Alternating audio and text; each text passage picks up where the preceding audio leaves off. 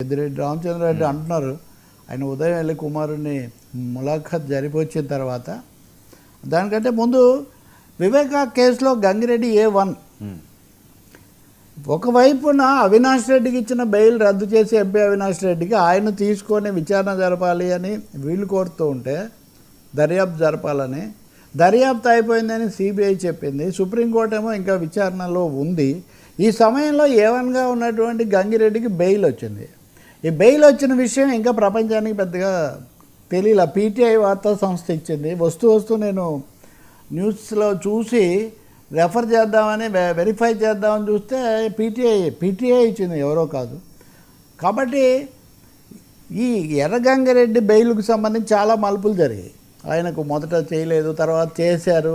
ఆ తర్వాత ఆయనకు తెలంగాణ హైకోర్టు బెయిల్ ఇస్తే దాన్ని మళ్ళీ రద్దు చేశారు. ఛార్జ్ షీట్ పెట్టిన తర్వాత ఛార్జ్ షీట్ వచ్చిన తర్వాత అరెస్ట్ చేశారు.